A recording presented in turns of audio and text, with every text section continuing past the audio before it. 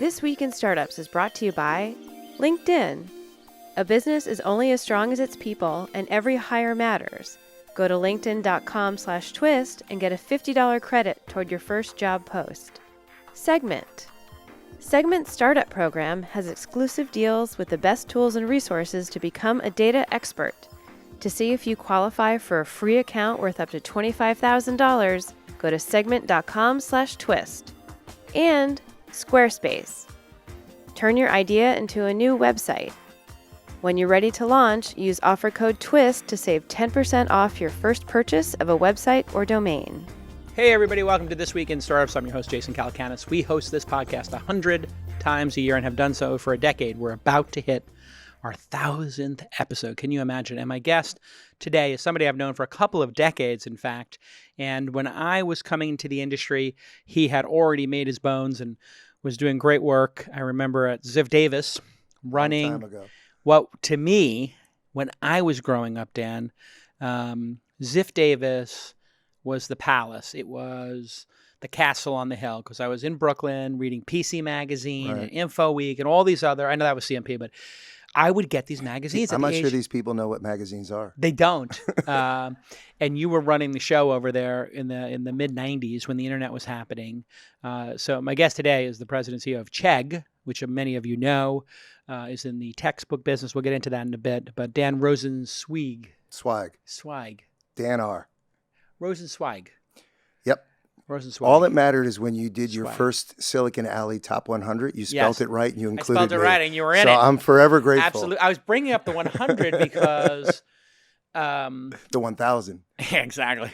I had somebody was asking me, they're doing a case study, and they said, we're doing a case study on the accumulation of power. And I was like, oh, that's interesting. And they're like, we want to do it on you. This is like a famous university. I'll just leave it at that. You can pick which one of the two it is. And a business school. And I was like, well, I don't know if I'm your guy. And they're Can like, I no, buy my way into it? Exactly. And I was like, I don't know if you're a guy. I went to Fordham at night. Like I went to a Jesuit school at night. I was fixing laser printers during the day. I went to Hobart William Smith, so I'm with Yeah, you. you're with me. And they're like, no, we really want you, because all these people who go to this school, they don't know how you hacked your way into the industry That's and right. became powerful. And I said, well, I did have a moment in time, and it relates to your career as well, which was in the 90s, magazines were the startups. Yes. You were running. And the single source for information. Yeah. If we validated you, then you mattered. You were the kingmakers. That's right. Whatever was the editor's choice Right. in PC Magazine, and then you looked at your series of, you had John Dvorak, Michael Miller Bill was the editor, Bill McCrone, John and Dickinson. Jim Seymour. He Rest in peace, I think. Yeah. I would look at those pictures and say, someday I want to be as important as Jim Seymour or cranky old Dvorak. PCs and Macs, you see, and he's that's my John Dvorak voice. Yeah. But he was always cranky. And then I met Michael McCrone. Bill McCrone or Michael Miller. Mike Miller. Mike Miller. I met. He was editor-in-chief when I was publisher. Yes. Yeah. And I met him.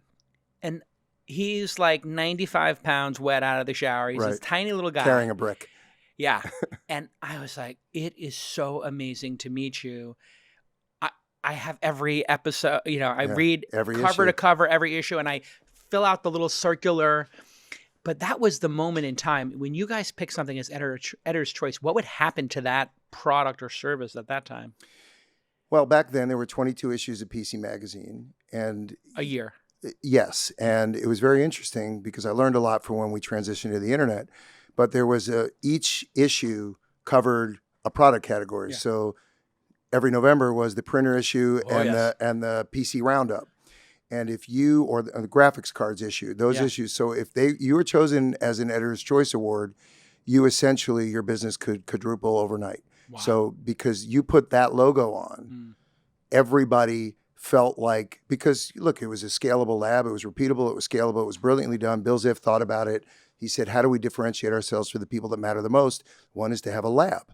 And so he spent millions to have the lab built, and Bill McCrone and all these people really created it. But if you got validated by that Editor's Choice logo, you became a company. Yeah. If you didn't, you were fighting uphill every day. And people don't remember, because they're sitting here in the days of the internet, tons of information online. People would wait for that issue to come out Before they bought. Before they bought, you would The just industry was seasonal based on the issue of PC Magazine. It's crazy. And when I took over ZDNet and I did the split and we split it out and I spun it out and took it public, yeah. we did the deal with the magazines and they wanted to hold certain content. And we realized the content they wanted to hold was fine by us because you know what? It was software downloads. People were buying things every day and they didn't want to wait anymore 9 months for the next issue. Yeah. So we were a lot more valuable than that print magazines were. Is there any hope for print magazines at this point? I was watching the Apple keynote and they had this News Plus. Texture. And they're like, you're going to have 200 magazines at your fingertips. I was like, I think that the people who are watching this keynote have never subscribed to a magazine. Why are they launching this? Is it going to work? Well, not if they think of them as magazines, but if the answer is, here's what we've learned in this iteration of the internet. Platform companies work, direct-to-consumer work, subscriptions work. So a lot of that was the old magazine business, right? Which is Ziff Davis was a platform for technology coverage. We went direct to the consumer. But in this iteration, if you can create overwhelming value and only one thing in there is something that you say, I wish I had, and the price is low enough, people will subscribe to it. Yeah. So in this case, it's 200 pieces of content written by expert journalists, all in one place, all organized in one place.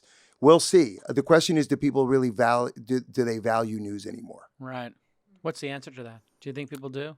I think the definition of news has changed. I think, it started with cable television, and then it's really gone on now to infinity news, which is all you want really. Most people really want their own ideas validated.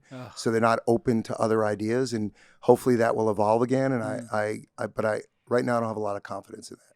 It's so weird right now because we lived in a time, I was a little bit behind you, but the search for truth was what I was trained as a journalist. Like that's what the job was supposed to be. Yes. And we, whether it's the PC labs where they had a specific lab, it was like, we're going to get to the truth. Which graphic card is objectively the best? And it had to be repeatable and scalable, and we had to prove it because everybody who didn't win said, prove to me we're not as fast, we're not as good, we're not as this or that or the other thing. And so we try to remove as much subjectivity out of it. Now you have people who are rewriting other people's stories, passing it off as their own, doing no primary research. They don't fact check. I mean, you must have this happen to you. It's actually worse than that. We have actual states, legislators in states, who are refusing to take certain textbooks unless the history of certain people are removed. So, yeah. So we've got a world where there should be a big opportunity for the truth, and I don't know that we found the right medium or the right. There's nobody we trust anymore. It's too easy to destroy people's credibility with just a tweet these days. And so this idea of American exceptionalism, the idea of the expert, of revering the person who went to City College, got their master's, became a PhD, or ran a laboratory, or did a study. So people who don't know, City College in New York, CUNY, during our growing up years, created more CEOs than any other school, and it was a city school. Yeah. And that was what we looked up to. Yeah. Right, people who came from nowhere, put the work in, did it at night or whatever they needed to do. Brooklyn, Queens, right? Baruch, King's College, Queens College, Baruch College, exactly. Hunter College. Yeah. By the way, they're all still very good schools, but we don't. That's not our current moment. Yeah, it is unbelievable that we have this ability to now destroy a person who has good intent and who wants to tell the truth, like cancel culture. They just destroy everybody. And listen, nobody's perfect and people can make mistakes, obviously, and people should own their behavior, whatever. But this idea that there can't be expertise in the world and that's just your opinion and facts don't matter is just so bizarre to me. I feel so out of a place in the world sometimes. Well, when you created your first publication, you went out of your way to find a really relevant niche that people weren't focusing on, and you were ruthless about doing it in a way where you could validate it. Yeah. And, New York was not considered a place for tech. No. And you were the first one who said, but it could be. Yeah. And it should be. Right. And you were early and you were right, just not at the time. But there really were. There were iVills, there were Ziff Davis, there was ZDNet. So a lot of companies starting at the time there. Right. But, you had an objective. There was always some subjectivity, but it was never about the quality of the individual. It was the quality of the idea. Yeah. And I too long for those days, which is, could we discuss the idea, please? Yeah. Right? Asking the top bankers yes or no questions on decisions they're not allowed to make. Will your successor be of a certain gender? Maybe a valid question that you want to ask, but you have to ask the board that. Yeah. And the CEOs don't choose their successors, boards do. And you don't do it on television, and you ask the board and you make the case for whoever you want to be but we live in a world where it's headlines and clicks. Yeah. It really is interesting when you think about it, the ability to know what people are doing, like, and collect their data and study it.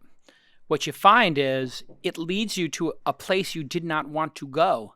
Right. If you study what people will click on, they're going to click on sometimes their worst demons and sometimes things that don't lift them up, right? And this is what curation and editors did so well, and experts did so well, and we used to covet them. You know, I grew up and I had an unbelievable teacher, Ed Grossman, in 5th grade, who taught us American history through the pages of the New York Times. Wow. So you get a packet, and you had to figure out who they were talking about based on the headlines, the stories, and you had to write a paper on it. And it was amazing that you learned that what editors did back then. You knew the journalists, but you didn't know the editors. Mm. The editors, they would teach people. The New York Times taught people about the Vietnam War by putting a story about it next to a story they knew you would read. Right. There were actually people who had a conscientious effort. By the way, you scared the hell out of me the other day. I need to say this, speaking of privacy and data and clicks. So I was watching you on CNBC, and you did your normal good job. You were quite enthusiastic, but you were talking about privacy, and I immediately unplugged my Alexa. Immediately. I got up out of bed because you got on early in California. I got up out of bed and I unplugged the Alexa. I was like, you know what? I don't think I'm saying anything, but I don't want anybody to know. Well, I mean, you think about it, you look back to the days of espionage, or if you watch an amazing series like The Americans. The Americans. Have you watched it? Love it. Incredible. Love it. Have you gotten to the end yet? No. I'm not saying still anything, working my way through. But I'll just leave you with this. They use Brothers in Arms, which is my top 3 songs of all time from Dire Straits. They play the entire song. Wow. In the finale. Wow. For those who don't know, download it. It's one of those songs. Of course. Rock and Roll Hall of Fame worthy. Oh, yeah, absolutely. Last year, Knopfler in Total Rock and Roll Style didn't show up. But in that, half of the espionage is putting bugs in places. Yeah. We have now put a bug and a camera willingly into every room and appliance in our house. Yeah. And people are sitting there believing that this time will be different. Yeah, because human nature I mean, you pointed out, it's like everywhere it's ever happened, somebody's abused it. Yes. Human nature is there are evil people or bad people in the world. It's a very hard thing for people to get their heads around because we want to believe everybody is good. Maybe they all start out good. There are also good people that do bad things, and correct. Those are the ones we'd like to forgive. But then there are people who just do bad things. Exactly. And that's just reality. Every time I've been involved in any computer endeavor, somebody has been hacking and looking at stuff. And you can just look at the lawsuits. Facebook, Google, even the IRS, people who work at those companies are abusing their privilege and power and access to information. Oftentimes, unless it's foreign espionage, but that has happened, of course, through history, and the Americans have shown that, is oftentimes it's somebody internally. Yeah. Because it's easier to protect against people from the outside, and we're less inclined to protect against people from the inside. And it does happen. All the time. And then imagine you compromise somebody at Amazon who works on the Alexa team. You get compromise on them. You send them into some horrible situation. You get them on video doing something. It's terrible to think about. Might have even happened to our president. Who knows? It was in a report. Maybe it's true, maybe it's not. Then you tell that person, you've got to give us the keys to this kingdom, or else we're going to release this and destroy your life. Blackmail is something that's gone through life, right? It's existed at every level. Now it's just more frequent, and you see things with ransomware. But hopefully we don't spend the whole time being depressed here. Yeah, exactly. Look, I just think it was a wake-up call hearing it from you. Yeah. Because you were always the guy that loved to play with every technology thing first. Yeah. Right? Too many phones, too many this, too many that. Absolutely. You were a geek. Yeah, you were, still am. For a non-coding person, you were a geek. Absolutely. And I unplugged all 6. I just put them in a drawer. I was like, you know what? These are fun to play with, but I don't want to have these around my house. I'm a target now. So forget it. Like, why would I ever put myself in this position? When we get back, I want to talk about Chegg, why you took that job, and what it's like to battle against Amazon, people who want to rewrite history and take evolution out of books. When we get back with Dan R. from Chegg. Hiring is so hard these days. I got to tell you, there is record low unemployment here in the United States and in other countries. And it's very hard for you to find highly qualified, hardworking, dedicated people because they're already employed. They got a job. They got a gig. And so what we've learned to do is use LinkedIn Talent Solutions to post our jobs and then invite people to apply. We were looking for a marketing manager for our Toronto office. We've got 3 or 4 people up there. It's working out great for us. We found another pool of talent, but we're not from Toronto. We're from the Bay Area. So we used LinkedIn, and we were looking for a marketing manager, and we invited Maureen, who accepted the job. And we invited her because on her page, we saw all of her skills. We saw all of her endorsements. And this is the magic, the incredible magic of LinkedIn. We love LinkedIn. We use it. We get tons of value. But with LinkedIn, you can invite people to then apply for jobs. And with LinkedIn, you have all these passive job searches, which is how I found our director, Sir Charles. I am just over the moon with how amazing LinkedIn is for hiring people. 70% of the US workforce is there, and hundreds of thousands of businesses have posted their jobs to LinkedIn in the past year, and 22 million, this is incredible, 22 million professionals view and apply to jobs on LinkedIn every single week, not month, not year, week. LinkedIn.com/twist. LinkedIn.com/TWIST, and you will get a 50 from JCal and LinkedIn to post your first job. They're taking all the friction out of it. And wouldn't you like to do what I did? Spend $100, spend $200 on LinkedIn and get super qualified people to help you with the mission for your company? I know you would. So get in there right now. Don't wait. Stop what you're doing and grab that job opening you have and post it at this very moment with that fitty at linkedin.com/twist. LinkedIn.com/twist. $50. Hiring is hard, and LinkedIn makes it easy. Okay, let's get back to this amazing episode. All right, one thing I've never understood is why these textbooks are so expensive. And I know you took this job at Chegg. Yes. Here's a video of it. What is Chegg for people who don't know, who haven't been to college in 20 years? We should start with what was Chegg so that we can get you up to speed. Yeah. So when I took the job, which is a little over 9.5 years ago, I didn't know it wasn't the company that it was represented to be. And I had a great mentor, Bill Campbell, may he rest in peace. And his book is just coming out. And I encourage you all to read the book that Eric Schmidt and Jonathan Rosenberg. What did they call him? Coach or something? Coach. Yeah, coach. And he was the coach because he cared about you. Yeah. Like he just cared about you. But we can go through as much or as little as you want about it. But it was not the company that I thought. But where it started was renting textbooks. And the reason is textbooks have always been insanely expensive. And the answer as to why they were expensive is because most institutions were built to support themselves. Rarely in the time that you and I were growing up were they designed to really support their constituent or their customer. Or hours would have been longer, returns would have been easier, right? All the things that we built the Consumer Protection Agency around. If things that we did were really for the consumer, we would not be treating it that way. So textbooks were minting money.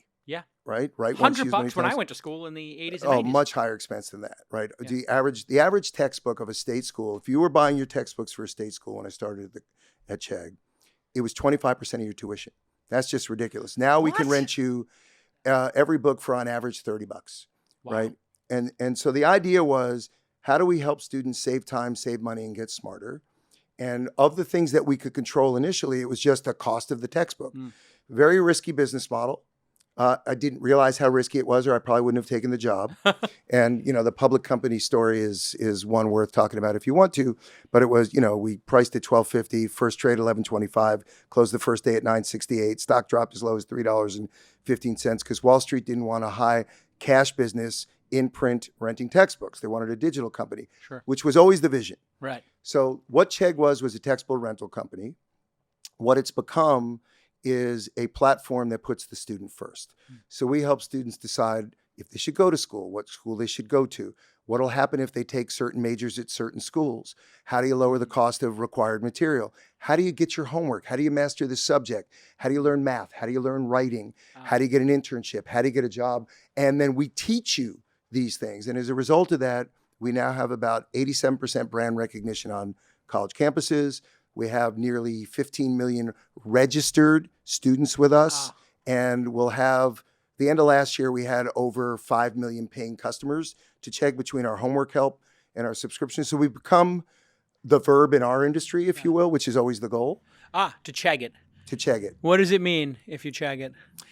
It means that you're going to get help. It means that somebody cares about the student. So if I'm stuck, I'm going to just Chegg it and I'm going to have somebody help. It's going to help me understand the concept, understand the program. Yeah. We do online tutoring for as little as 50 cents a minute. Wow. We have a homework help that has 36,000 textbooks, 26 million academic questions in it, Q&A. We'll answer any new question on top of those, which we have over 6.5 million new ones a year within 4 hours. And we do step-by-step solutions, video, Q&A, and the live tutor if you need it. Yeah. And we do that for $14.95 a month.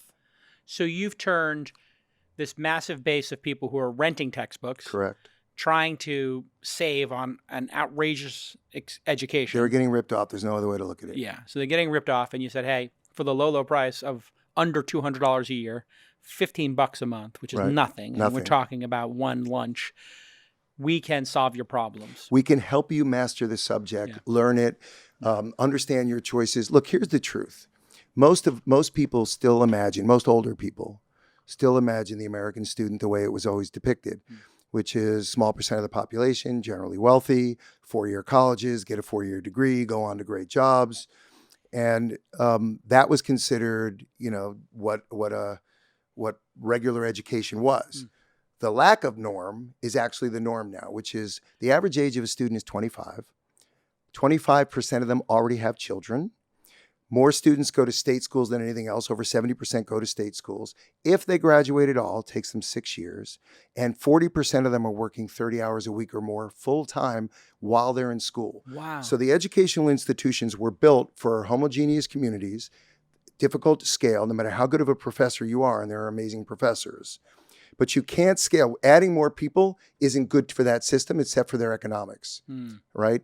When you say people, adding teachers. Adding students. Adding students doesn't work So either. more people go into your school, you can charge more money or get more cash, but you can't scale the classrooms, can't scale the teachers, can't scale the hours a day that they teach. So imagine you're a person who needs to learn something. You have a child, you have to work. Can you go to class at 9 o'clock in the morning on a Tuesday? Of course not. Of course not. We're asking people to choose between eating and reading. It's not okay. We believe technology can reverse it and be what everybody does. So you and I, New York guys, right? You're a Brooklyn guy, so you're a little bit more badass than I am. You're Long Island. No, Westchester. Westchester. Right? You had it easy. Yeah, fancy pants. Exactly. But my grandfather, Brooklyn, his whole life. Of course. Right. Yeah, no, that's what we do. You got you put your dues in Brooklyn, a generation or two later, you get to Westchester. Immigration in New York was moving out of Brooklyn to a suburb. I tried to explain this to somebody. They were like, you grew up in Brooklyn? I was like, yeah, I grew up in Brooklyn when the goal was to leave. Right. And now never everybody come back. wants to move in. Now it's the destination. I was like, you don't understand. If you got out of Brooklyn, you made it to Manhattan, to the city. Right. Which was, it was Jerry Colonna I was having this discussion with. We were like, if you get to the city, you've made it. You made it, and you just wanted to hold on and not have a driver's license from Brooklyn anymore and get that Manhattan driver's license. Yeah. Now, if you're not in Brooklyn, you're not cool. Yeah. And Queens is becoming that too. Which is mind-boggling to me. For anybody from Brooklyn, that's okay. It's like, what next? Exactly. People are going to be like, I'm Staten Island? And you're not in the mob? Wow. Anyway, back to Chegg. Yeah. So we looked and we said, what has technology been able to do in every other industry? It's been able to take the biggest problems that people have and solve them and make them more accessible, more affordable, more relevant, and less expensive, and then more available. So, in sports, they say, what's that person's ability? And it turns out, if you know a bunch of these athletes, so I've been very fortunate in my life to meet a bunch of them, Andrew Luck being one of them, he said, Dan, the best skill that I now have is availability. Doesn't matter how good I am if I can't play.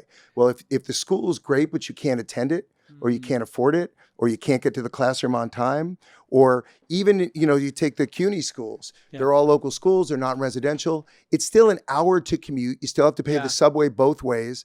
So to take a single class at a community college is a half a day. Yeah. You can't afford to do that. No, certainly not if you have kids. So Chegg has gone the other way and said, put the student first. What would you do if you put the student first? You'd make it online, on demand, accessible, affordable, adaptive, personalized, relevant, and expansive, because we don't know the way you learn best. Right. So we'll give it to you in video. We'll give it to you in text. We'll give it to you in Q&A. We'll build in affordable human help. So instead of paying a tutor for an hour to commute to you and commute back, you can be on for 5 minutes and be gone. Yeah. And you could do it chat-based. On demand. On demand. Uber of education. It's we wouldn't stand outside in the rain in New York anymore and wait for a cab. No. Comes to you. We wouldn't go to a movie theater and pay $18.95 in New York City to go to a movie, to eat crappy popcorn at a time that we don't want to go, and see a movie we don't want to see. With bed bugs and no reserved seat. Right. Yeah. We now will sit on our couch and eat kale. Yeah. And watch Netflix. Right. And so why isn't education built the same way? And that's our objective. All right. When we get back from this break, I got to ask, does this mean eventually that the concept of college is going to change into something else? And when we look at Chegg's impact, basically you get to study the whole industry, everything that's broken. What might education look like in a decade or two when we get back on This Week in Startups? Every time I talk to a product manager at one of my investments, I ask them, how are people using the product? What's the most popular feature? How is it growing? Why are people churning? And a lot of founders and a lot of product managers don't know this basic information. Here's an easy way for you to understand how people are using your product down to the feature level, super granular. That lets you know, are you working on the right things? What if you're spending 100 developer hours this month on a feature that nobody uses? And then you don't know which feature is blowing up in your system that everybody's using because you are not using Segment. Segment helps you answer these questions definitively. Go to segment.com/twist and you will get a free Segment account worth up to $25,000. I'm not even kidding. Segment wants to capture the startup space, and they are giving listeners to This Week in Startups exclusively $25,000 in product. Go to segment.com/twist. You can cut down on all this annoying integration by just putting a couple of lines of code in and bing, bang, boom. All of your data is in one place, and it makes it easy for you to understand all the user journeys. So, this is complete. When you order their Segment, when you get the startup program, starting your conversations with what you think or what your intuition tells you or what you feel and having this back and forth for 45 wasted minutes. Start with the data. What are the users actually doing? Segment allows you to do that. Everybody is using Segment. Go ask 10 of your friends from successful startups. 10 out of 10 will be using Segment. Segment.com/twist. Get the 25 large. This is 25 large. Go see if you qualify. I want you to go to segment.com/twist and apply to get a Segment account with $25,000. I don't know how long Segment's going to do this for, but it's a great deal. Segment.com/twist. Thanks again to the team at Segment for making a great product that so many of my portfolio companies use. And thank you for supporting our mission here at This Week in Startups to educate and inform and inspire the next generation of entrepreneurs. Okay, speaking of which, let's get back to this amazing episode. Hey, welcome back to This Week in Startups. Dan Rosensweig. Swag. I think a guy from Brooklyn would know how to say Rosensweig. Swag like Haig. No, like swag like... There's no rhyme. Nothing rhymes with swag. Think of it like the Iger Sanction. Iger? Remember the movie The Iger Sanction? No. Oh, you're so young. What is the Iger Sanction? I don't know that. I like to think I know a lot. You're going to download it and watch it tonight. I'll watch it tonight. I'm always giving people... Anyway, Dan R is fine. Dan R. Yeah. Your first job, if my research is correct, was selling word processors door to door? Yes. That was the first job I accepted. First job you accepted? Yes. When was this? What year? And 1983. 83. Were you selling... Microsoft Word wasn't out. WordPerfect was. VisiCalc was. What were you selling? The actual machine itself. So what happened Pitney Bowes. Yeah, exactly. Got it, yeah. So what happened was I, like others, graduated college. You have to visualize it now. No cell phones, no internet, no email. Hadn't even been contemplated, let alone invest. Computers had just started. Yeah. So on my graduation day, it turned out that my mom and my stepfather notified me that they were not likely to stay together. And so I had not saved for law school, which is what the plan was. And so that was out of the question. And so I was also going to have to move out of my house. Oh, boy. So I had a few job offers, and I took the one that was supposed to pay me the most, which was $18,000 a year. Oof. That's big money for me, my you're friend. rolling in it. $400 a week. I was thinking, almost. where am I going to burn it? Woo. So So I got What a was the job. first apartment costing at that time? Well, the first apartment I moved into was $850 a month. So half your check. Well, here's the good news: is like I was trying to split it with the mice that were living in there, Yeah, but they wouldn't pay. no Venmo. No So Venmo. Where were this you? Where was this apartment located? Upper West Side, 71st and Columbus. Okay, not Yeah. bad. No, it's a beautiful neighborhood. Yeah, you get to go to the park. Yeah, you get to go to the park Get to go if to you the wanted to park. go out at night at the time. Yeah, at the time it was slightly different. So anyway, it was 18 grand a year, and then I had this job at Ziff Davis, which was 15 grand a year, selling advertising in all these cool magazines, which were Stereo Review, Car and Driver, Pop Photo, ones that our generation was sort of enthusiastic about. And I took the one for 18 grand. I walked in, they said, Dan, congratulations, you scored highest on our test of anybody else. You get this desk, meet everybody, and then we have a company-wide meeting in 2 hours. You go upstairs, and then you come back down. I went up, and they had a video conference in 1983. And it was after the markets had opened. And apparently, Pitney Bowes Dictaphone had just announced that they were going out of the word processing business. So 999 employees around the world had been laid off. And guess who was 999? Oh, But best job I ever had, because they gave me a week's salary and a month's severance. So I was making $1,100 an hour, my friend. yeah. Here you go. Yeah. So I called Ziff Davis back and I said, is that job still open? And they said, it is. We loved you. We'd love you to come. I said, well, I'm a very busy guy. I can't start for 2 weeks. And I took that money and I went to Europe and I traveled for 2 weeks Nice. by myself. I love it. Yeah. I had A little more adventure in you. You know what? I think I needed a little blow off a little steam. Yeah. So came back and then went to the floor that I was supposed to start on at Ziff Davis. And they said, I'm sorry, all those people don't work in this division anymore. I said, what do you mean? They said, well, we have a new division called CCMD, which was see if you remember this, the Creative Computer Magazine division, because they had just bought a magazine called the Creative Computer. They had bought PC Magazine, and they were building a computer magazine division. So I always tell people life is serendipity. If you plan it, it's never going to happen that way. I had no intention of doing any of this. Then all the people moved over and had different jobs. So not only did I not go to work at Pitney Bowes Dictaphone, I didn't go to work for any of the magazines I thought I was going to work for.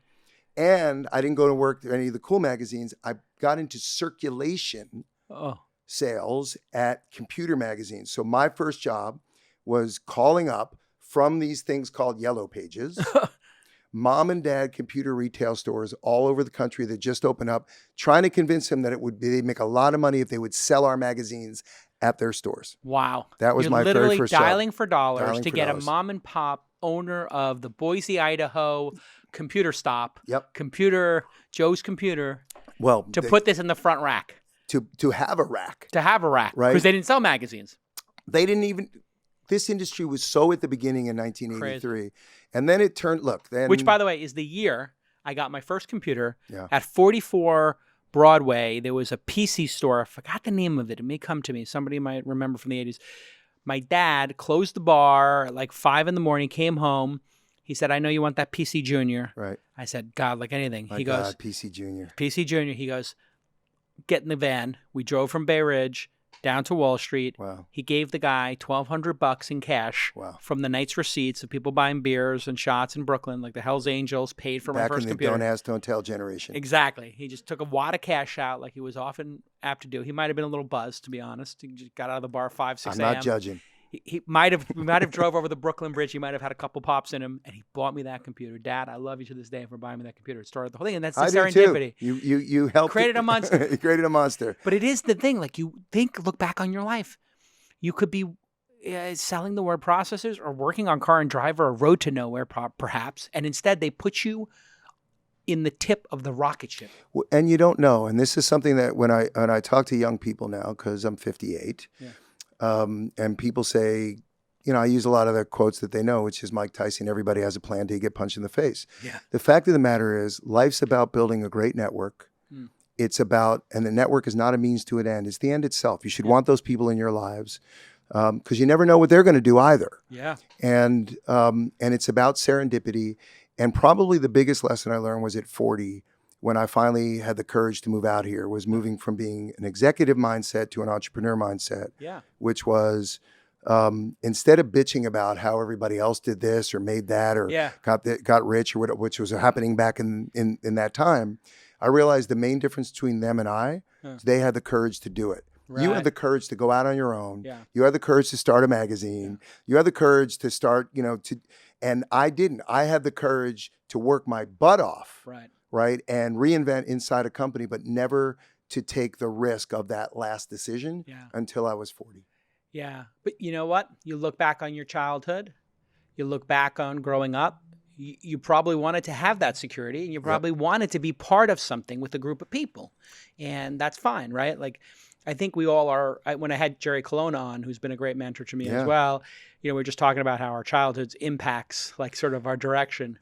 You know what? You learn the flip side of that as a manager now, because we're living in a generation where there's information available right away. People have opinions, they want to share them. And we didn't grow up in a generation where you were asked to share your opinion, let alone rewarded for doing it. You were fired for doing it. Yeah, I wasn't going to say that, but that is a fact. Yeah, no, they would tell you you need to wait in line. Yes. And when you become this title, right, VP, EVP, we will ask for your opinion. Until that time, you're not coming to the meetings. Right. You sit at your desk and do what you're told. And I was very fortunate that Bill Ziff had a very special way of evolving you, but that's exactly right. And one of the biggest differences I learned in the 90s between New York and Silicon Valley when I moved out here in 2002, and when I first met Jerry Yang and David Filo and the great Jeff Mallett, who was running Yahoo, and TK, the difference was when you grew up in New York at the time, you always asked who had the job before me, and how do I do it 10% better than they do, right? And that's how you succeeded, and you wait your turn. And incrementalism, right? And wait in line. And these guys turned around and said, "What's the problem that needs to be solved? What's the most efficient way to solve it?" Yeah, and that was sort of a breakthrough for me as thinking. But it really does encapsulate East Coast versus West Coast thinking. You'd think in the East Coast we're grinded out people, we've been around for a little bit longer, and then the West Coast was like that pioneering spirit. Right. And I think there's something very special about a New Yorker who can really come out and embrace California, and that's what you've become. It's hard to do. Mark Andreessen refers to me as contrast, and I said, "What does that mean?" He said, "Well, you're old, you're not a founder, right? You're born in this country, you can't code, and you're not worth $1 billion." I was like, "Thanks. What else have I not done?" Exactly, in Mark. life? You're like, I still have some hair, Mark. yes. Well, I'm not going there because I can't count on that forever. You're halfway. But his point was a great one, which is, in our society today, and because of technology, and hopefully because of Silicon Valley, which has a lot to clean up itself, but there's some elements that are really worthwhile, which is, if you're willing to put yourself out there, if you're willing to take a chance, there's a role for you. You don't have to be a coder. You don't have to be a founder. And I talked today about, for technology companies, the oldest one's only 80 years old. It's HP. Yeah. So eventually these companies are going to have somebody take them over, or they're not going to sustain themselves. And so there's a great generation now of refounders. Shantanu Narayan at Adobe, John Donahoe at eBay first, now ServiceNow, Dan Schulman at PayPal. Meg Whitman is probably the first one at eBay, which is people that can come in as entrepreneurs and not founder and remake the company. Yeah. Jeff Weiner at LinkedIn. For sure. Yeah. So these are phenomenal. Satya is got to be the gold standard right now. And that doesn't mean that founders aren't amazing or maybe even better. And certainly at stages of companies, they're absolutely better. Like at Rent the Runway, if it didn't have Jen Hyman, I don't know, nobody would have ever bought into this concept. No. And she's made this thing $1 billion asset. Right. But there is a time where this balance can work. And I hopefully if I send a message to young people, which is there's a role for you in the world of tech. It doesn't have to be a coder or a founder or an engineer. No, there's plenty of roles, and people who make products, people who build teams, designers, communicate, market. sales. Now in the world of direct to consumer, understanding data, analytics, marketing, communication, critical decision making, the things that liberal arts can benefit you if that's an area of interest to you. Yeah. But we're in a world where you have to constantly evolve yourself. Who is it? Before we went to the break, I was wondering what you believe, given what you know, college will look like in 10 or 20 years, because we have this ridiculous debt bubble. There are people who $1.5 trillion, 44 million Americans hold debt, and 40% of them are already behind. It's incredible. It's all you need to know. Why would we? Look, it's so bad. Every element, this is what I meant, it was never built for the constituency. Yeah. So you think you're helping young people, so you'll give them money, which I think is a good thing. Sure. However, Investing that meant the schools they never had to cap themselves. Right. Because they never had to be efficient. They never had to be efficient. They never had to evolve their curriculum. They never had to have an end result that somebody checked into. They never had to have a customer, really. Look, their customer was the government. It was the government going to give financial aid. The Pell Grants, can we get Pell Grants, but also financial aid to their students that would go there, loans. Right? So the bookstore served the school. Like Blackboard served the school. Loans served the school. And all of these things. Even today, if you go to a college campus, the average student takes 10 or 20 bucks out of the cash machine. They have to pay $3.50. That's something you learn in Brooklyn. Yeah. Right? Oh, boy. And so, we wanted to flip it on its head. So what I believe is this. I believe that there will still be a place for the prestige institutions who can teach the people that are naturally smarter at a younger age, also have the wherewithal. And the wherewithal is not just the money or the ability to get access to the money, but also can take 4 years off from their life and do nothing else but focus on studying. A privilege. Yes. And I think that will become a smaller and smaller part. And I think even the for-profits, which did terrible, disastrous things, right? Same concept of taking money from the government, getting paid up front, no worry about the outcome. But at their peak, 2.6 million people were actually learning online. What we know is education is going to get more online, more the whole rest of your life, more affordable. It's going to have to get more comprehensive, and it's going to have to teach in more languages and more modalities. By 2022, 25% of all students in school, in college, English will have been their second language. Doesn't mean they don't understand it or can't master it.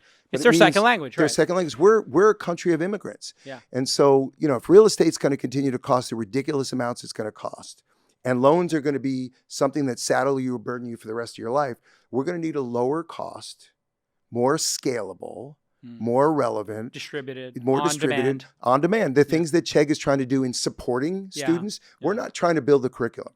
We're trying to support it. So what you're seeing now is new companies growing up that are trying to take advantage of corporate money instead of government money by teaching continuing education. Right.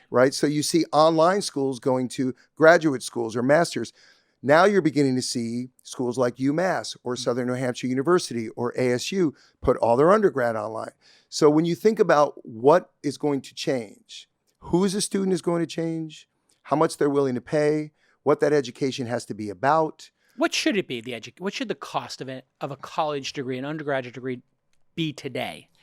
Well, the thing is, it has to be much lower than the ROI, and it is much lower than the ROI. Got it. Right. In other words, some percentage of the cost of it only equates to what the return for it would be. Okay. So you would pay more if the return was going to be greater. Right. The challenge is the return is not greater, and why? Because we're in one of those massive changes right now.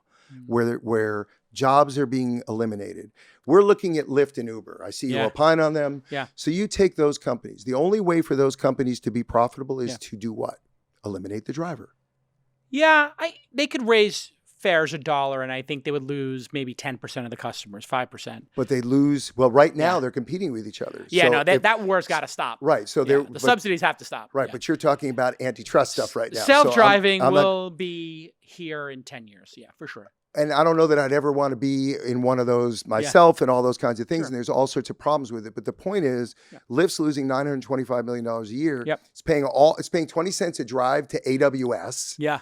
Right. And can't make money unless the driver gets eliminated. Every retail store, Starbucks, they're all going to try to eliminate human help.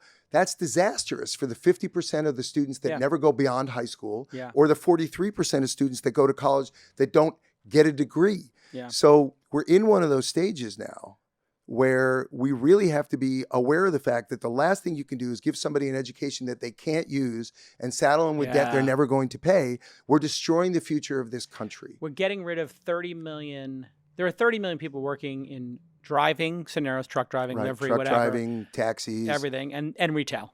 Those 30 million jobs, let's just say half of them are at risk in the next decade or two. Yes, easily. Because ordering from a kiosk is probably what people would rather do. Well, I don't know if it's rather do. I will say this. Going through an airport, they've eliminated as many people as they can now where you have to buy everything and you have to self-do this. And I hate it. But the point is, for them, it's a way for them to make more money. So we're eliminating a whole strata of jobs that used to be allowed somebody to join the middle class. Yeah, they were the safety net, the bridge. Well, they were. There was nothing wrong with those kinds of jobs. We all had them. But some people want them for the rest of their life too, because they have other ambitions or other needs, or they live in communities where those are great jobs. There's nothing wrong with the job, but they're not going to be here. Yeah. And so I think the face of education is going to be a group effort between the student, a new version of institutions, and corporations. I think corporations are going to get involved. Yeah. Well, they've been trying to. You look at the Coursera, edX. Well, those aren't corporations getting involved. But I think they're doing some courses in collaboration. Like Udacity. I think Udacity did some stuff with Google. I don't know how that went, but they were kind of doing like Google's they did niche self-driving content cars and stuff like that. Yeah. Look, that's one version of it. I don't know that I pretend that I can sit here and tell you exactly what it's going to look like. But what I do know is this. It's going to have to be more affordable and more available, which means we're going to have to realize that people have children or they have jobs or they have both. Yeah. And there's no reason we can't start bringing the education to them. Yeah. And institutions that are balancing themselves between on-premise, online, and continuing education and are finding new revenue streams to be able to make these more affordable, those are the ones that are going to win. Yeah. And then there's going to be entirely new, just like there was radio, television, then cable, then the internet. Now there's podcasts. Yeah. Like everything keeps evolving, and they keep starting by a new generation of people. So you're going to see a next generation of learning. American corporations today spend on average $53 billion to retrain people. Wow. So there's money available for learning. Yeah. So unlimited. I've got some ideas on that, by the way. There's a college debt proposal I'm going to put out in a few weeks. Maybe I'll come back and do it if you want. Yeah. We thought long and hard about. We're scoring it to make sure we can understand the economic impact of it. But something I've been thinking about. You mean to unravel it? I mean to let air out of the bubble? To put the money back in the hands of the young people so they can grow the economy and grow themselves. Interesting. But we'll talk about that another day. But I have a recent thought that I've been noodling on, which is if you look at the NCAA. The NCAA is basically a farm league for pro teams. Of course, yeah. Right? So these athletes get to go for free, even though that's not enough to cover their costs and often things. They create billions for other people, not themselves. Right. And then they become a feeder league to leagues. Some percentage of them, small percentage. So I believe that we really ought to seriously be looking at ways for all businesses to start taking a percentage of their tax revenue and contributing it to the education. In other words, all of these young people, they are the future employees of these companies. So why are we not asking corporations to do their fair share? Right. Why are we not asking businesses to actually invest in the cost of these colleges? Now, there's all sorts of issues with that. What is the curriculum and what's the price and all these things? But can you imagine a scenario where we're graduating all these people or we're getting them some skills, then we want them employed. Yeah. So corporations have trillions of dollars of cash sitting on their balance sheets. Yeah. Why can we not start to apply that directly, whether you do it locally in your state or whether we do it nationally? Yeah. Those are all questions to be answered. It always seemed answered. very tenuous to me, like the connection between colleges and corporations are job fairs. Really? That's the glue? It's like a pretty... Well, effectively, look, why were people willing to pay and break the rules or the laws to get them kids into certain schools? Oh, wait, don't do it. When we get back from This Week in Startups, I want you to tell me what you think, Dan. Dan R. thinks about people spending $1 million and committing fraud and potentially going to jail, it looks like inevitably going to jail, to get their kids into the right schools. When we get back on This Week in Startups. It's time for you to turn your great idea, perhaps even your startup idea, into a website. What are you going to do? You're going to use Squarespace because you need a beautiful website with incredible functionality from blogging to e-commerce, and you want everybody on the team to be able to quickly edit and update the website. And you want to get a great price, whether you're trying to sell products or services or promote an online business or maybe a physical real world business. Maybe you're doing an event. We do a lot of events or a special project. Bing, bang, boom. You can get your Squarespace website up and running immediately with their beautiful templates that are customizable, powerful e-commerce functionality, and it's all optimized for mobile, tablet. You make it, it looks beautiful in all different screen sizes. And you get analytics, Plus, you can buy domains and choose from over 200 extensions. You may have seen I did angel.university and founder.university using Squarespace. It's free, it's secure, and 24/7 award-winning customer support. So here is your call to action. I want you to visit squarespace.com for a free trial. And when you're ready to launch, just use that offer code TWIST, TWIST, and you'll save 10% off your first purchase of a website or domain. I love Squarespace.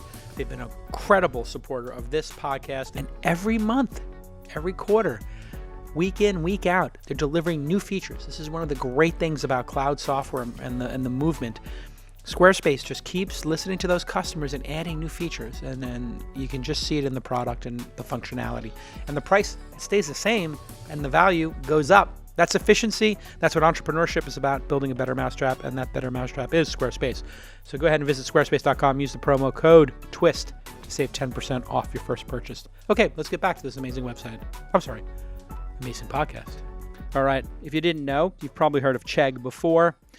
You probably know them for renting textbooks and trying to help students deal with the increasing cost of tuition. What you may not know is that they're also in internships. They're also in college prep, online tutorials, writing and math tools, all this stuff you can get at Chegg for the low price of $14.95 a month. Well, some of it you can get for nothing. So Or we for have free. the largest writing product in the world, which 30 million people use, Easy Bib. Every high school and college kid uses it. You know, we try to make things either free or affordable because we recognize the struggle that these kids have and the burden that's been put on them by the system. Yeah. And that's why, you know, you were asking me this very challenging question about, you know, what do I think about it? Look, the parents who basically bribed their way into school in a really nefarious way. It wasn't just buying a building. It was...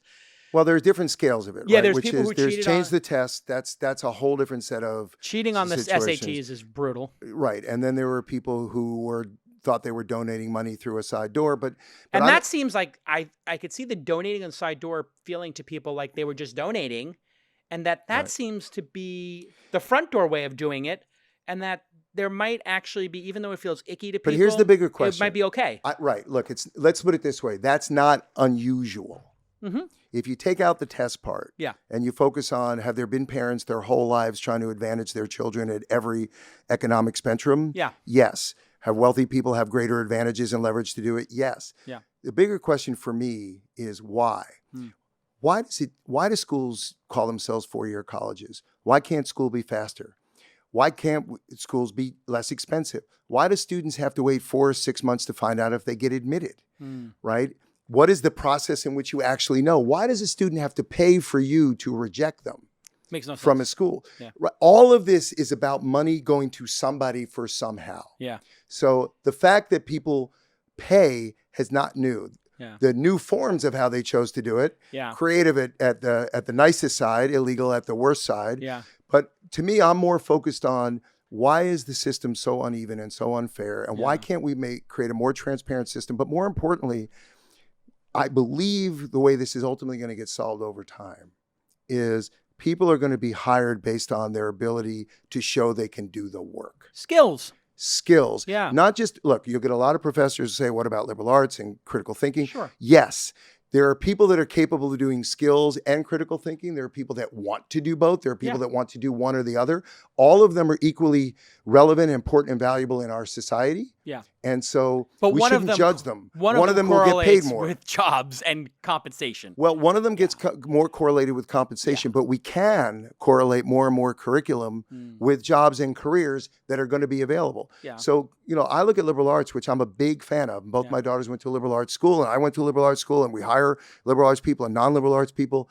But to me, the benefit of liberal arts, you know, if you think about rhetoric and you think about communication and critical thinking, you still need to learn Twitter, Facebook, Snapchat today, or you're not in the communication business. Right. If you want to go into finance, doesn't matter how critical thinking you are. If you can't master Excel, you're irrelevant. For sure. I'm just saying we ought to offer both. Yeah. Not one or the other. And I think we need to re-evolve our thinking and reimagine what a curriculum looks like. I mean, just think about Harvard. If Harvard was such a good system of education, like they had mastered the art of making people smart. if they had mastered the art of making people smart, they would have replicated that into a dozen and then 100 and then 1,000 Harvards around the world. No, they've mastered getting the smartest people who are the most mature at the time, because there are lots of smart people who don't get in for various reasons. Not committed, not hardworking at that time. Or just got screwed, right? Yeah, okay, sure. Right, or the numbers just didn't work out. But the bigger point is they've mastered taking smart people and people who are capable of handling that, whatever that curriculum is, and advantaging them and advancing them. Yeah, putting them in the same place and sorting through them. But why at the isn't same every time? institution capable of doing that in their own communities, in their own neighborhoods? So it makes no sense. I'm not going to share which governor, but we showed a governor of a state who gave free community college, which you want to applaud, making it more accessible, more available. Makes total sense. The problem is more people go into a system that can't handle more people. It didn't graduate any more people, and the curriculum didn't evolve. And 53% of them were taking a curriculum that wasn't really welcomed by the employers in that state. So it's a road to nowhere. Well, 90% of those kids that you gave a free education for in state A got a job in state B.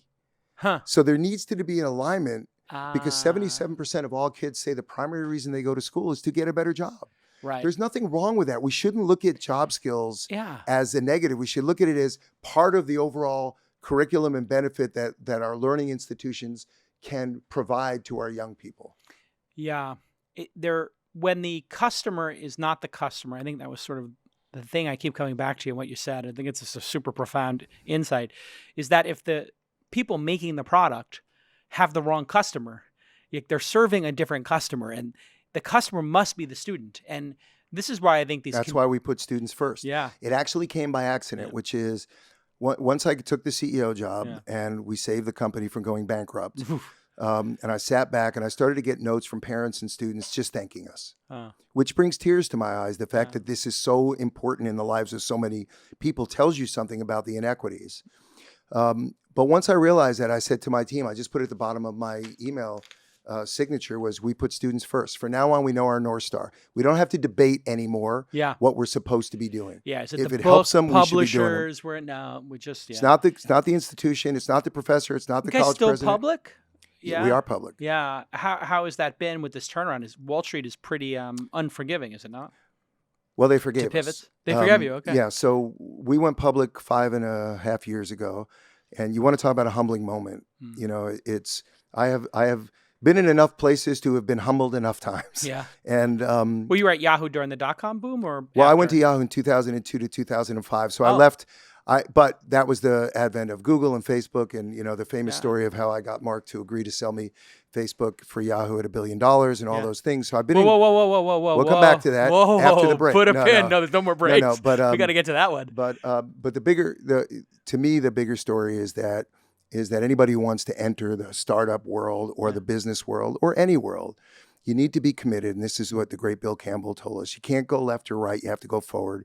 It's hard enough to succeed in anything that you do in life. It's nearly impossible if you're not committed to succeeding. Yeah. And so once I got to Chegg and realized the company could go away, the team and I, who are all still together now after 9 years, committed and said, you know what, we go down with the ship, because the public offering, $12.50, first trade at $11.25, first day closed at $9.68. A year later, Amazon entered the market. We didn't get a chance to discuss that. Yeah. Stock went as low as $3.15. I went on the famous Jim Cramer show, and I will forever be grateful to Jim Cramer and his show, because nobody gives a company who's falling we dropped 38% in that one day, the opportunity to tell the other side of the story, except Jim Cramer. Wow. And so I owe him forever. And we told the story, and the stock popped 20% the next day, because he asked a very simple question. He said, Dan, if you knew the stock, did you know the stock was going to react this way? I said, Jim, do you think I would have booked your show if I knew the stock was going to drop 38% in one day? Yeah. This was a shock to us, and here's why. Yeah. But since then, since the low of $3.15, the stock now is up about $37, and we've been one of the best performing stocks in the last 3 years. So the company went from being worth less than the value of our cash in the textbooks we had back in the day to $4.5 billion in market That was cap. an amazing moment when the dot-com era, when everybody's like, these businesses are suddenly worth less than their cash. If you liquidated them, you would make 20%. Right. That was a pretty amazing signal. You and I were both young enough to know the day the world changed is when an ISP bought the world's largest and most important media company. That was when so AOL strange. bought Time Warner. you just knew that things were not right. That and pets.com were the leading indicators for me. What's the Mark Zuckerberg story? You're at Yahoo during that. Yeah, I won't give the gory period. details, but what I will say is this: I had the good fortune to meet Mark when he was 20, and I'm a big fan, a big admirer, and believe that he believes what he says. I don't necessarily agree with everything he says, and I'm sure he doesn't agree with most of what I say, but I have utmost respect. And of course, I'm the biggest fan of Sheryl Sandberg that you could possibly find. But the thing was, what I learned about founders was, like the rest of us, they have a moment of doubt. And he saw an opportunity to grow his company faster, to take it global. When I offered him on behalf of Yahoo the $1 billion, who was running it? Tim Kugel at the time? No, that was Terry Semmel. Terry Semmel. Yeah, it was Terry, Jerry, Sue, Toby Koppel, myself, Jeff Yes. Lemire, Rob Solomon, like people that are running companies That's today. The A-team right there. Well, I'm very proud to That's have a had the who's chance who. to work with them. But they, Mark said yes because he wanted to reduce the risk and really go for the vision of connecting all the people in the world. His actual vision has not changed since the day I met him at 20 years old. He believes connecting everybody is good for society. Right. And so they only had 4 million users and they had almost zero revenue. And you could still only connect your college to another person at your college. So that's how early it was. But and you offer $250 a user. Okay, you can do math better than me. Yeah, wow. I should use our math product. But what I really loved was Mark. Yeah. Right. What was it about him? I've been around long enough to meet them all, and there's something unique about the founders that can go all the way. Yeah. You do this better than I do for a living. living. Well, it's a focus. You see the focus in their eyes. And they're solving a problem that they're obsessed with. Like if you take Jen Hyman at Rent the Runway, I think is one of the best CEOs that I've ever had the chance to get to know. I think I learned more from her than she does Get from her me. on the podcast here, Jackie. Should, but Let's she's go. about to give birth. So Jen, I hope it's all going great. Yeah. But who else can raise $125 million, get their company to be a unicorn, launch a baby line on Rent the Runway, close all that, and be 9 months pregnant? But Jen. Yeah. But when I met Jen, she was obsessed with democratizing the cost of fashion for people and saying it's not fair that some people can and can't. And she saw this vision and she put in the work, and I just became mesmerized by it for it. And even my daughter, Sam, taught me that. She's like, look, fashion empowers women. We need to make it more affordable. We need to make it more accessible. Sure. And I was like, I've heard these words before. Yeah. So you see some of these special people, and Mark saw that the world getting smaller because of technology. He saw technology being able to advantage people who were not advantaged in the way that the world currently works, making it more affordable, more accessible. That's why he does the internet stuff for everybody. And I'm not saying these things have all worked out, but when you meet somebody like that who is dedicating the rest of their life to this, you want to be part of that bandwagon. Did you get to make an investment in Facebook? It would have been unethical had I done that when I was at Yahoo, so I didn't. But the investment I had was Mark actually set up my daughter's Facebook account.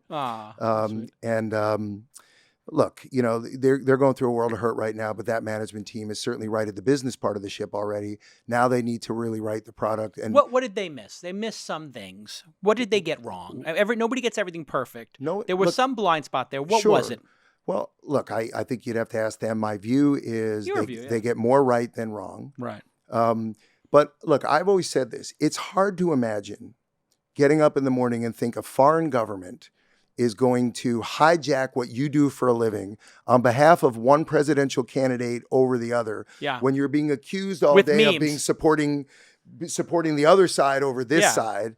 And, so there are things that technology is unleashing that people didn't expect that are unintended consequences. Unintended consequences, and they're really bad. People will do really bad things. Yeah. They're able to do it faster, and I think the reality finally has set in, and I think they're doing what they know how to do. Yeah. And so the only thing, not that they need my advice for anything, the only thing that I wish they had done a little bit differently, which I think they're doing now, was just acknowledge there were things that were missed. Yeah. Choices that they made that may have unleashed things that they didn't expect. Yes. But it was never their expectation to have this bad stuff happen. I agree. And anybody accuses them of that is just not being fair. I don't think that they intentionally did anything. I think a culture we're all products of what's worked for us previously and what worked what we know. And we start to have patterns in our lives. And one of the patterns that they learned was take out friction, go faster. Right. Don't worry if you make mistakes. Right. And when the because you can fix them fast. Exactly. Fail fast, fix fast. And let's be honest, nobody ever anticipated a service connecting 1 billion or 2 billion people at this scale. So it's unknown what would happen, because it's not like the Yahoo website or the Google website compromised democracy or empowered a dictator to... No, but even back then, there were bad things that people didn't intend to happen in storage in photos and in mail Sure. and in hacking. Yeah. And But you it know, always was... these things unleash. Well, it was people were less aware. We live in a world now where bad things can get amplified faster and communicated faster.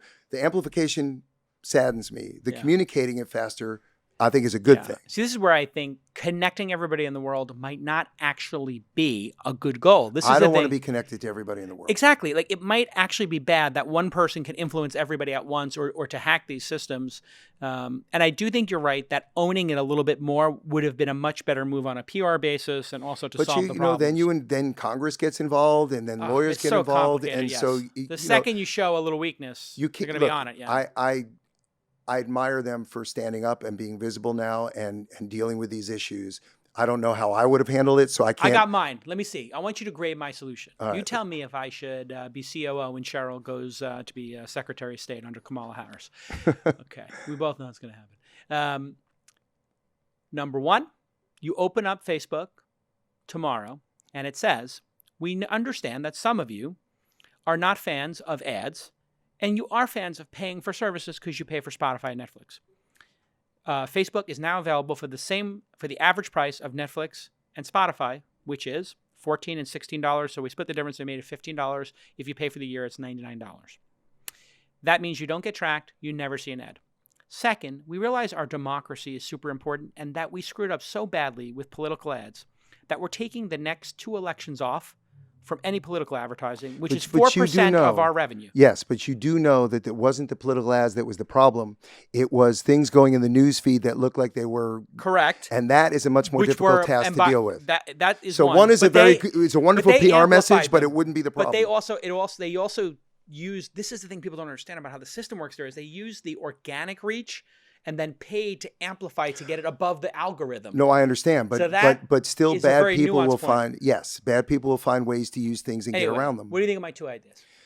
Well, the second one I think is optics. I think is optics and won't be meaningful. All right, the first one is a very interesting question, which is, I think we're now, as a CEO, the ad business is a very risky business nowadays. You know that for sure. Sure.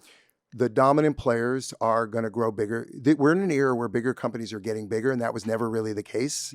It was usually the startup that got bigger. Yeah. So you've got Google and Facebook and Amazon sort of leading the way on ads. It's a paradigm shift. We used to have paradigm shift. Now we have these companies survive the paradigm shift. They cross the chasm. Well, the great ones not only cross the chasm, but they accelerate their growth. And that's what these big companies have done. They cross the chasm and put barbed wire around it. Well, and the government helps them by putting regulations in place that hurt the smaller guy a bit more than the bigger guy. But that's a discussion for a different day. But so I do think there is room and a desire for people who will pay for the capabilities. But part of the reason is not everybody can afford to pay. You and I think about, okay, $1 a month is not a big deal. For a large part of the world, it is. Yeah. Right. And they don't have it. Well, I'm just thinking about at least a couple of percentage But again, points that will advantage people who can afford to pay versus people that can't afford to pay. Okay. The issue is going to be figuring out universal ways of what data should be permitted to be collected and how it should be permitted to be used. And I agree with Mark that the government, look, if you do this city by city, state by state, country by country, you'll have no businesses, you'll have no internet. Yeah. So this does need to be a public, private, legal, global discussion. And I'm glad it's happening, frankly. Yeah, it's scary. It has to happen. I mean, your whole point about people can hack in and hear your voice. Yeah. It's only getting worse. You know, I drive a Tesla like everybody else out here, and who knows what the Tesla hears? Well, it's interesting. There's a camera on the inside, and I saw. And I'm not speaking out of school here, but I saw somebody questioning it on the internet.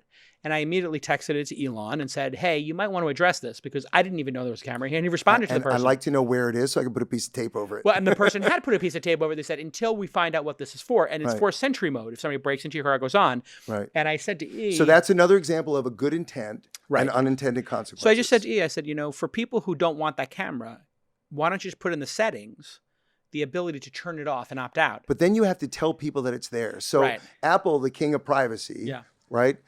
Most people don't know that Apple tracks where you go and has most frequent places in your phone. Yeah. You can turn it off. Yeah. The question Defaults matter. Right. Why is it there at all? Right. Right. If it's to help you, then it should be something that they should educate you about and turn it on. I found out about it, cleared it, turned it off. Yeah. But am I confident it's turned off? So the company that says privacy matters does things. They still have a way to go, Yeah, well, we all do. We all do. We all do. Brave new world. Yes. And so I think we'd be better served by acknowledging these problems exist and getting and making attempts to fix them that are real.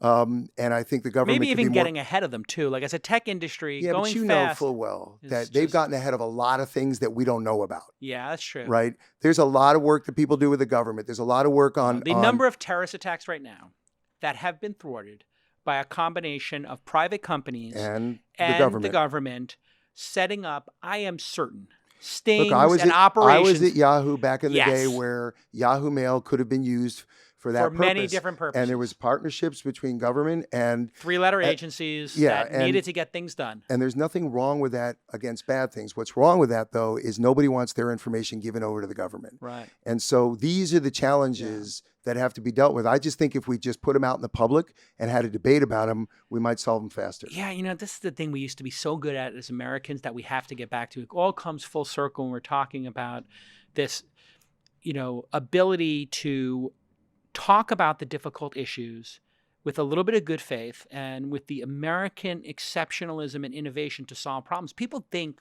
homelessness in San Francisco is intractable. It can't be. How First of all, what kind of culture can we possibly be, where if we can't solve 7,000 people? With all the money that's out here. And so 7,000 people. And so what we need is compromise, because if you're not allowed to build any places, then real estate prices are just going to go up. If real estate prices are just going to go up, then only the rich people are going to be able to buy them. Do we not understand that everybody has a part to play in fixing that? Yeah. And I'd like to see more of that everywhere. And look, nobody's perfect, as you pointed out. Yeah. I admire the people that are taking these challenges on. We all want to be heard now. We all want to be respected. We all want to be understood. And we all want to be acknowledged. But we all can't be right, including myself. So Listen, it's been great to have you on. Thanks for having me. It's been a long time, my friend. Congratulations on your amazing continued. As I said to you when I walked in, I think you're the only guy that has reinvented himself in 3 major cities, in 3 major ways, and been successful in every one of them. So congratulations. I remember walking into your offices of Davis and how kind you, Eric Hippo, and just the whole crew was to this little 23, 24-year-old kid who just was in awe of you. Guys are 10 years ahead of me, like big brothers to me, big sisters. And now we're all in awe of you, so it's worked out all right. Yeah, listen, you place a lot of bets. Sometimes you get lucky. Just as we wrap up here, you and I know you're good friends with Cheryl. You and I are good friends with Dave Goldberg. May you rest in peace. One of the great people ever. I just wanted to stop for a second and educate the audience on just how special he was. Tell me about Dave Goldberg. So the best way I can describe Dave Goldberg, and I might cry actually, there's somebody in your life when something goes wrong that you want to call, right? You call Dave. There's someone in your life that you want to call when something goes right. You'd call Dave. There's somebody in your life when you needed a favor you were embarrassed to ask. You'd call Dave. Yeah. And there wasn't a reason, and he would always take the call. And it was never about Dave. And he gave this giant awkward hug. And, he's left behind a legacy that you and I would kill to have. Yeah. His children are remarkable. Cheryl has done an incredible job keeping Dave, his memory and what he stood for alive, and taking incredible pain. I mean, people don't know, Dave was a very humble guy, but he was a asshole founder like the rest of you, right? Which is he had his opinions and he fought hard for them. Yeah, no, he was, the debates we would have over poker. Yeah. Well, he was a great poker player too, because he always loved smart people and doing smart things, but he had a heart for everybody.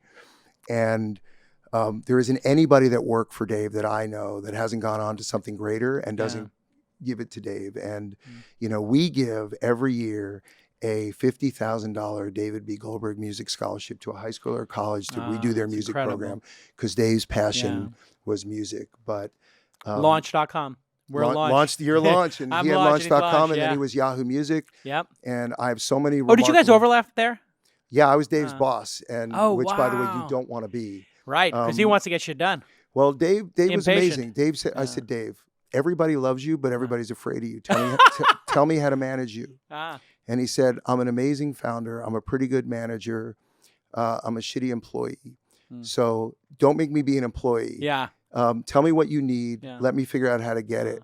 And Dave was remarkable that way. And people love him. And if you look at Jimmy Patero now, the head of ESPN, a Dave Goldberg graduate, Bob Roback, right? All these amazing people. You look at, Xander Laurie now running SurveyMonkey for Dave. It's just everywhere you go. What a beautiful there's job a drop Xander's of done. Yes. And but that was like the mensch move. Like so, to go in there and finish the mission. Yep. And only Cheryl, because of the power of Cheryl and Dave and her willingness to be vulnerable and honest and transparent, talked about resiliency and wrote option B, which has helped me and millions of others. Yeah. So, I mean, the Dave Goldberg legacy needs to be, you're so generous to ask, because it needs to be said and repeated. It's a little bit my world like Passover. The story needs to be passed down. Here's a guy from Minneapolis who, was not arrogant, who was not brash. He believed in what he believed in, but mostly he believed in people. Yeah. And he believed in helping people. You just run into hundreds of people all over the place in Minnesota, right? Where Dave hasn't been forever. No, I mean, in the town where everybody's working an angle and trying to get a leg up and trying to get something done, he was the opposite. He was the guy who would help you, and he would meet with me. You got me going. Yeah, but I can see it.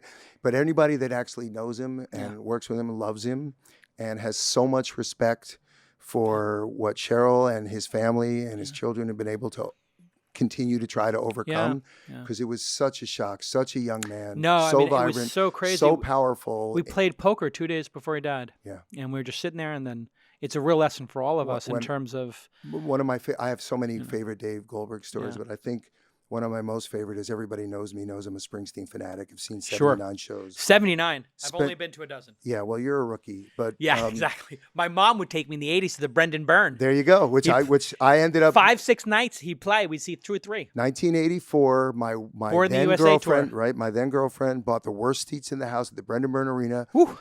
Slept online all night, took me to that concert. I decided that night I need to be married to this woman, and we are still married 30 years later for that reason. But Dave, here's the thing. Dave, because he ran Yahoo Music, Dave was my key to Springsteen tickets. Wow. So his budget was approved every year with no argument as long as I got regular tickets to Springsteen. But the thing is, he would come with me, and more importantly, he'd come with my daughters.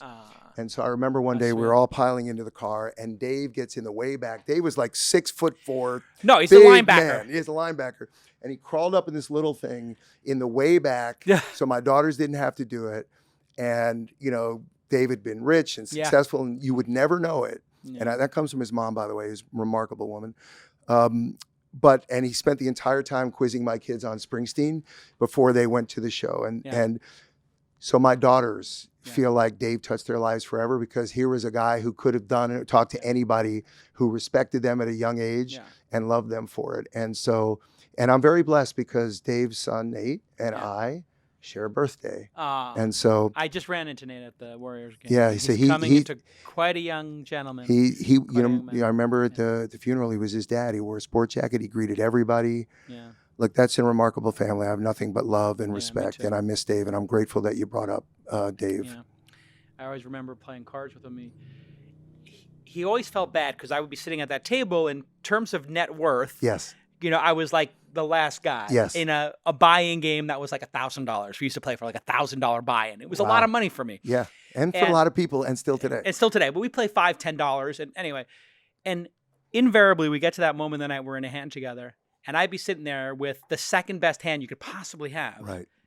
And he would just look at me and go all in. Well, no, and he would raise or whatever, and he'd look at me and go, "Don't do it." Yeah. And he wasn't bluffing you. Not only would he not let me out of the hand and save me the final $300, Right. whatever it was. Before he would fold, he gave me a quick flash and then throw him in the muck to prove that he wasn't bluffing. Right. They me. wasn't lying to you. Because he didn't Dave want didn't know me. how to lie. Yeah, I mean, he could in the poker could game, bluff. he could bluff you. Bluffing, but he didn't do that to you. He didn't do it to me because he knew that the money meant something to me at that time in a way. And this is, years and years ago, and he would even confirm it with me. So I didn't have to sit up at night wondering if I made the wrong decision to call or not. And it's a microcosm. Well, look, so just to put that into action, Cheryl and the people around Dave have put together a bunch of Goldie Scholars now. Yeah, the Goldberg Family Foundation. Right, and so they're funding these kids to not only help them with education, but to get them into internships. And I'm Chegg doing is one proud. of the internships. Yeah. I was going to say, and those of you out there who might have interest, email me at danr@Chegg, because Chegg's going to take at least 2 and maybe 3. Yeah. Because they're amazing young kids from all over the place that deserve this opportunity. Yeah. And we're going to do one too. And, Cheryl and that crew has made it available. So whatever you may think of the Facebook stuff, if you know the people, you're dealing with some of the greatest people you've ever met. Yeah. Yeah. And sometimes it's not, in the book, I think this is kind of the point of the Plan B book is it's not the cards you're dealt, but it's how you react to them. You have no choice but to play the cards. That speech that she gave at Berkeley about resilience is transformative to me. I mean, I've had almost nothing bad compared to other people happen in their lives, but I've still had to deal with my own issues. And when they're your own issues, they're amplified. Of course. And she gave us permission to acknowledge that these things hurt and that it's hard to go through it yourself. But she also taught us, at least taught me, how to deal with people who are going through that. And so, I'm forever grateful for everything that family has done. Rest in peace, Dave Goldberg. Yes. And wow. That's quite the way to end. It's a little heavy, but I think it's important because there's a whole generation that are not going to get to meet him. And well, we're going to keep doing Dave Goldberg scholarships, and they get the message of who Dave was. And by the way, Dave's mother and his brother Rob, who's also an amazing guy, they help us choose the winners of these things. Oh, wow. And we give music scholarships all year long to high school and college because the government and the towns are not paying for these things, and these kids deserve it. And we do it, and we give out hundreds of thousands of dollars a year. Amazing. And we do it under his name because what better name? What better name? Right. All right. Thanks for being on the pod, and we'll see you all next time. Cheers.